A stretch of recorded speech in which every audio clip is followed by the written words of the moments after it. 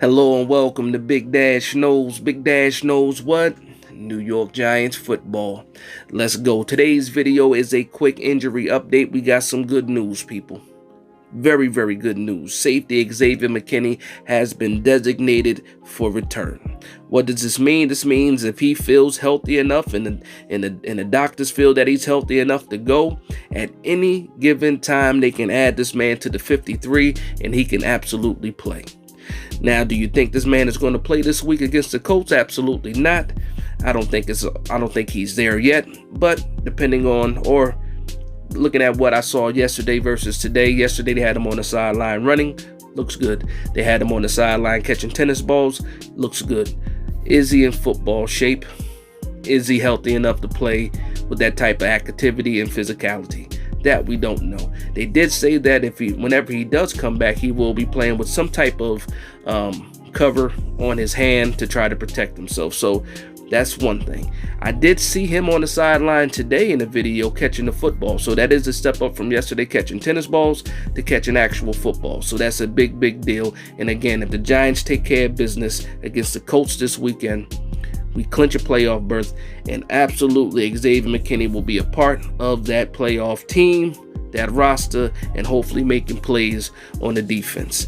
In other news, limited practice for Adoree Jackson. He's trending towards playing this weekend, so the Giants have a decision to make. Do you hold him out, an extra 2 weeks if we do clinch, or do we throw him in there that way he can get his feet wet, get back into football shape, and get back acclimated? That's a big question for me. I'll throw him in there against the Colts, put him on the pitch count. Let's see where he is, and then take him right out before we risk any types of injury. You know what I mean? So that's my view on Adoree Jackson. If you have a different view for Adoree Jackson, go ahead and put that in the comments down below.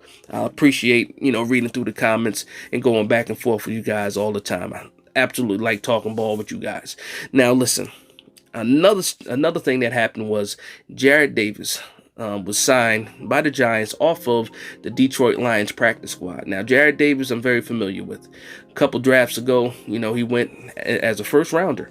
I've always scouted linebackers because I'm a New York Giants fan. I always want the best linebacker play. The guy showed some ability out of Florida, being able to move side to side. He was very physical. So now we got a guy that can possibly step up, and because we signed him off the practice squad, he's already on the active 53, and I wonder what type of plan does Wink Martindale have for him. Is he going to contribute? Usually when we make this type of move, those guys are probably playing that same week, so we'll see what happens with that. Again, consistent interior linebacker play has been an issue for the Giants all year. And if they see that this guy can possibly give us a spark in that interior linebacker area, then I'm all for it. So we'll see what happens in this Colts game. And what better game to try out a guy is in this Colts game. And again, I hate to sound crazy or if I'm being disrespectful to the Colts, but I believe this is a team that we should be able to beat. And if you want guys to get acclimated into this system, this should be a good game for you to try some guys out.